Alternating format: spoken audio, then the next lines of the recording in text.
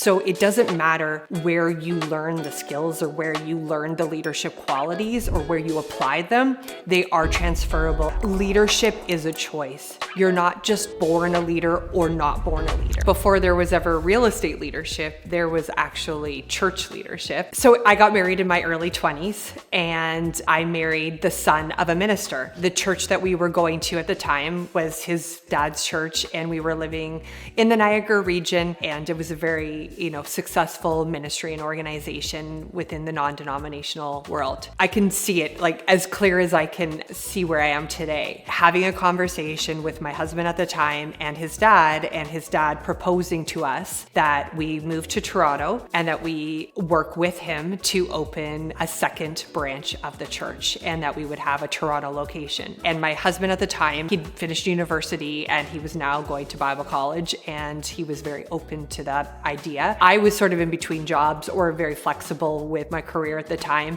still trying to figure out what I wanted to do with my life. And so it made sense. After a lot of conversations, we ended up deciding to go for it. Most churches are nonprofit organizations and they're completely run by volunteers. And I was one of those. And so in order for us to make sure that we really managed the limited resources that we had for salaries and staff, we had to really rally a lot of volunteers and a lot of leaders. And that was something that I was naturally good at. I don't always think that leadership skills are what you're naturally born with. I think a lot of them can be learned. A lot of them can be skills that you acquire. But I did have those innate qualities of an ability to rally people and to help people want to feel connected, not just to the church and not just to the leadership of the church, but to each other as well. And so I was in a seat where I was consistently rallying volunteers and encouraging people and getting people on board to fill all different roles within the organization. When we stepped away from running the church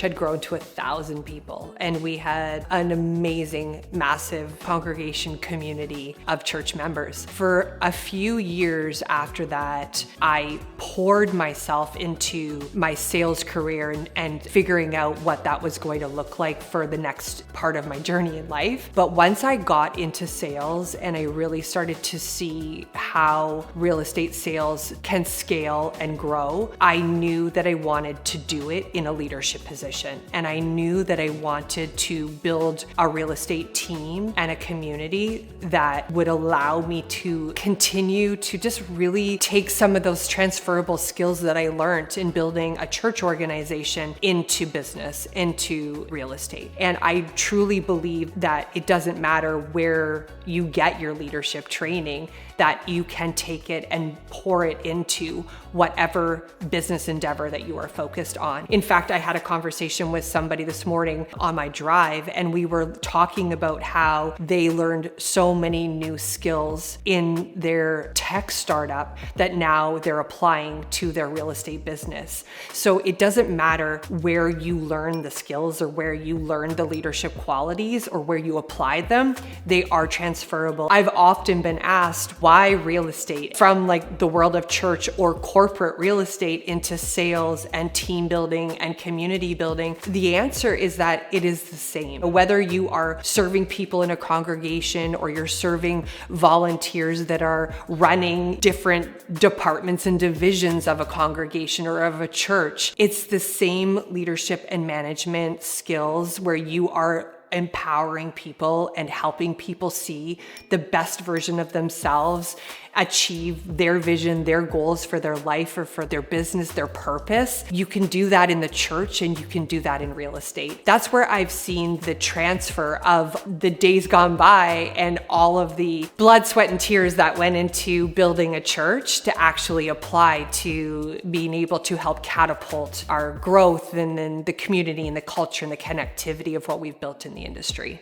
And I just want to reinforce one thing, that leadership is a choice. You're not just born a leader or not born a leader. Are there people that have natural born tendencies and qualities of leadership? Absolutely.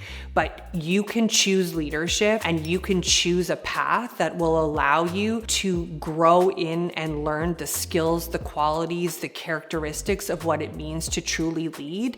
And leadership is not this like in La La Land. Leadership is what it means to run a company, to own a business, business, to own and be the CEO of your real estate career or your journey, that is leadership. And if you are an entrepreneur or you are in sales, you are a leader. I think a lot of people wonder if they are a leader or if they can be a leader. You tend to look to the person who's the most vocal in front of people and think like, oh, they're the leader and I'm not, because I'm not on that stage or I'm not in that group, or et cetera, et cetera. But I believe that anybody can be a leader within their world. You do not need to be on a stage or on a platform in order to lead. You can lead within your own family, within your own local community, within your organizations. Like I think back to the church, like my husband at the time, he was the leader. I was behind the scenes helping other people see that they could be leaders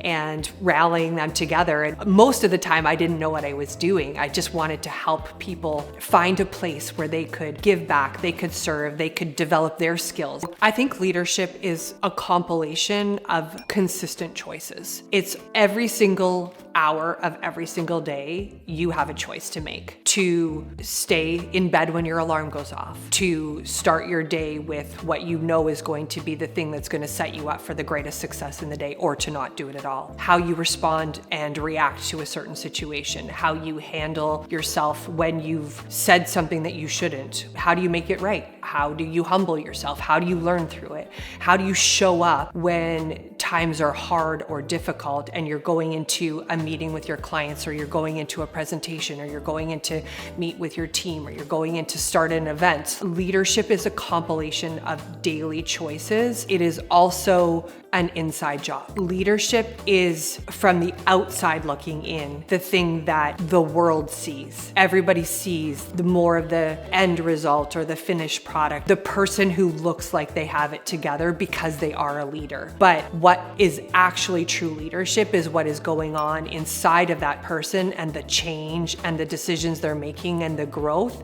that is then affecting the outside of what the world sees. I don't actually think leadership gets easier, even if you have solid why and a solid purpose. Knowing why you've chosen leadership and knowing why you're doing what you're doing is paramount, because leaders have to have vision, they have to have purpose, they have to be able to cast that vision and rally the people around them towards that vision. Leadership is a choice, and it can be tough day in and day out.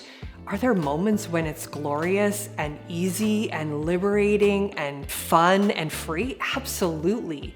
But most of the time, it is just truly the compilation of making the right choices day in and day out when no one's watching.